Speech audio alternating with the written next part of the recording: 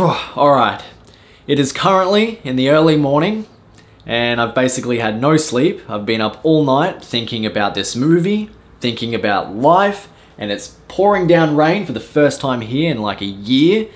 So now I think I am ready to review High Life. So High Life is directed by French filmmaker Claire Denis. It stars Robert Pattinson, Juliette Binoche, Mia Goth, and Andre Benjamin. And basically the plot of this movie, I won't give too much away, I don't want to spoil anything for you guys, and I'm going to try and go as in-depth as possible in this review without spoiling anything. But basically the plot of this movie is that a group of convicts get put in a spaceship and sent out to space, kinda against their will, and their mission is to explore black holes. And it becomes very clear that it is a suicide mission. And while the group of convicts on board are feeling the isolation and the existential dread within the nothingness of space, we also have Robert Pattinson's character Monty, who has to look after a baby. And that's all I'm gonna say there. So I love when movies challenge me. I love when movies have deep themes that make you think. Not just make you think about the movie, but make you think outside of the movie. Make you think about life itself. Because, you know, I just love going through an existential crisis. It is the best thing ever. Anyways, High Life is a film that does exactly that. It is a challenging film that explores the theme of what it means to be human. And this theme has been explored millions of times in movies, in sci-fi movies, horror movies, you name it. But in this movie, the director Claire Denis approaches this theme and explores this theme through so many different lenses in such a rich, art house cinematic way. And it makes it feel so original in execution. And deep down, this movie is a profound study of the human condition and our desires, our hopes on the brink of impending doom. Like, as humans, what would loneliness and isolation and fear and violence, etc., what would it do to us when we've already come to accept our fate and this impending doom when we're surrounded by nothingness and emptiness of space? What would we do? Would we build up that strength and hope to face it? Or will we let it overcome our willpower and then view our lives as meaningless and hopeless? And as well as that, the social contract that binds us together as humans, would that be broken once our desires get in the way? Like, this movie just explores so much about the human condition.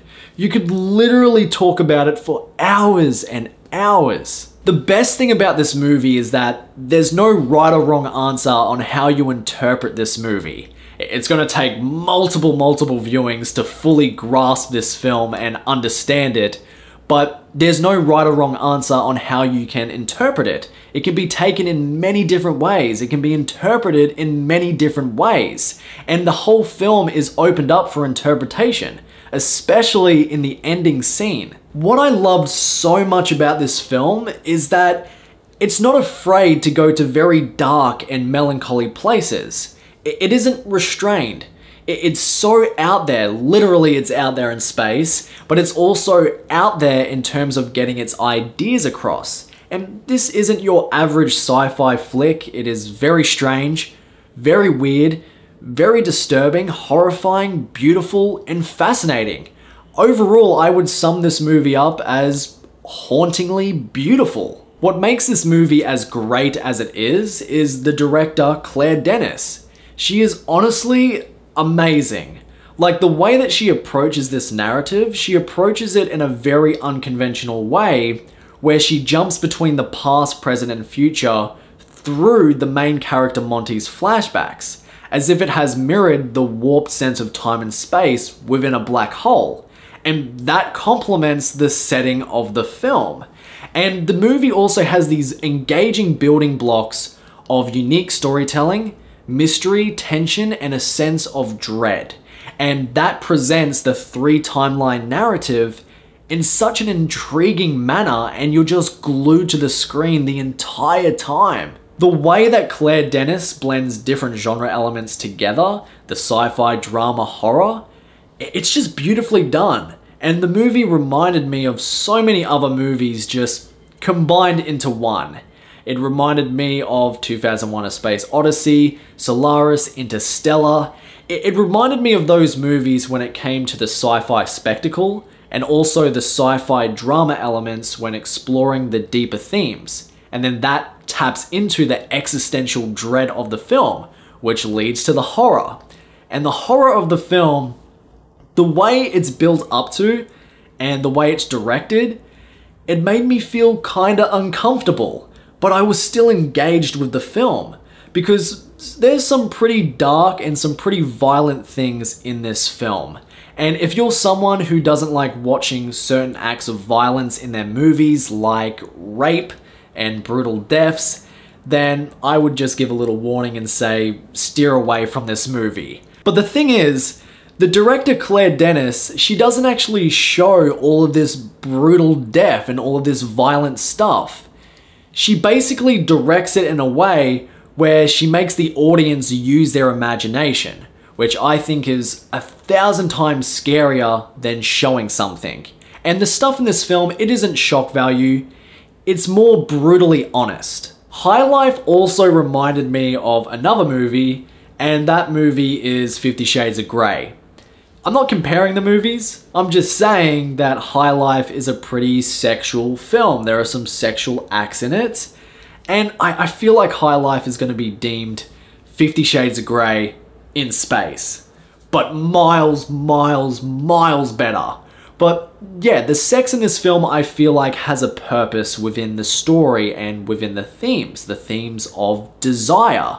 And there is this one particular sex scene in the movie, a one-person sex scene, that is one of the most intense, one of the most strangest, and probably one of the better sex scenes ever put to screen.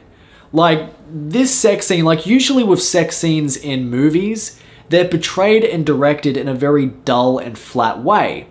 In High Life, this one particular sex scene, it's directed in a very sensual and very strange but spiritual but metaphysical way. Like, you have a character who goes into this room called the fuck box. That's where people go in, and it's called the fuck box, you know what they do. Anyways, this particular sex scene has the character go into the fuck box, do her thing, but the black walls that surround her in that room represent outer space, the emptiness and the nothingness of outer space. But we're focused on her sexual act, which represents her desire and her pleasure. It's also a coping mechanism to distract her from the nothingness surrounding her life. So I think there's actually a lot to look at in that sex scene, which is a really weird thing to say. Another thing that Claire Denis does brilliantly in this film is that she's able to build tension and this slow burning, anxious filled dread through the claustrophobia, loneliness, and the isolation that she has established in each scene. And with the help from Yorkis's gorgeous cinematography, the orgasmic use of lighting, color, and spaces, they make it a very satisfying contrast between inner space and outer space, by making the story in the spaceship feel intimate and personal, but showcasing the vast nothingness of space in a way where it's bigger than themselves, and it just comes off so terrifying.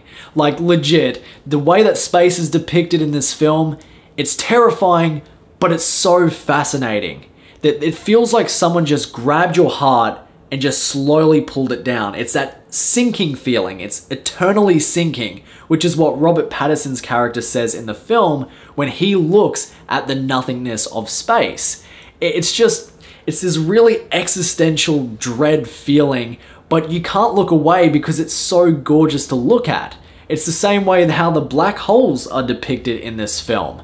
It's so terrifying, but it's so gorgeous. And this film has, hands down, one of the best scenes in cinema history involving a black hole. The movie also has a very hypnotic score and eerie sound design that helps build the anxiety and the isolation within the film, making us feel what the characters are feeling, that hopelessness, making us feel some sympathy towards them.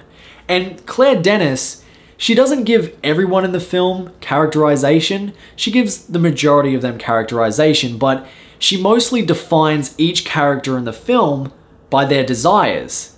They have this hopelessness and meaninglessness towards their own life, and so they're looking for that desire, purpose, and pleasure to make themselves feel alive. I totally forgot to talk about the performances. The performances in this film are fantastic. Robert Pattinson is great. He just keeps outdoing himself. He is improving and improving as an actor. And in this film, he doesn't even have that much dialogue, but his performance is so subtle and powerful. And there's a baby in this film that delivers one of the best baby performances in a movie ever.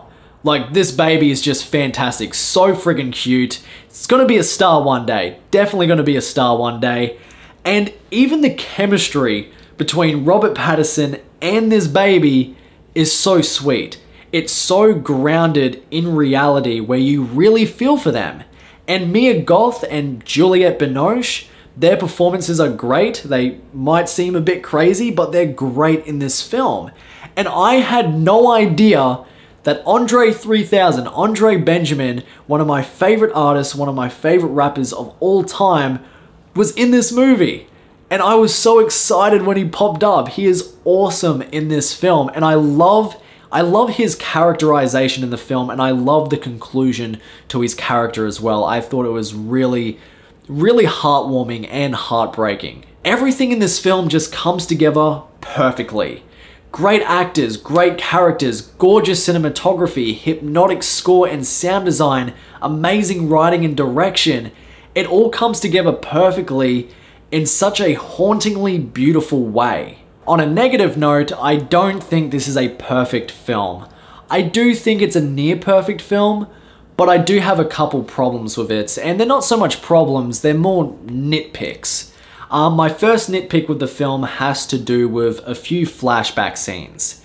There are these particular flashback scenes on Earth involving people on trains that I thought were really unnecessary.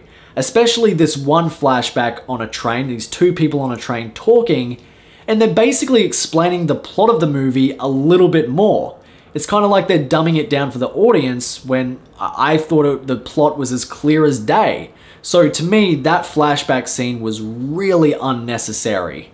And my last criticism with the film, my last nitpick with the film has to do with the ending.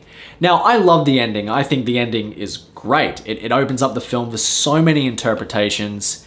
And a lot of people might be disappointed by the ending because it's kind of abrupt.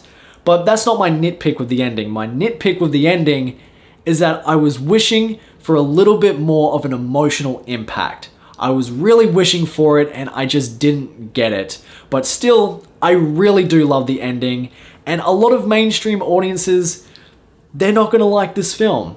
This film is very out there, it's very slow burning, and it just throws so much stuff at you that you have to try and digest it.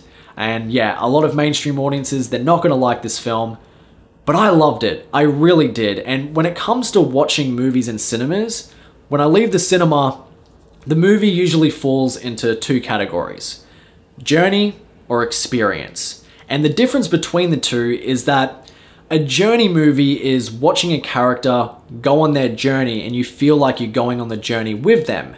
And an experience movie, it's self-explanatory, it's an experience. Like, imagine going to a concert. When you head to the concert, that is the journey, that's your journey. But when you're at the concert, that's the experience. And so I think it is really cool when you get a movie that is the best of both worlds. And High Life is definitely a journey and an experience. I'm gonna give High Life an A. Okie dokie, guacamole. Let me know what you guys thought about the movie down in the comments. I'd love to hear it. And if you guys like this video and you want to see more, click subscribe and I'll see you later.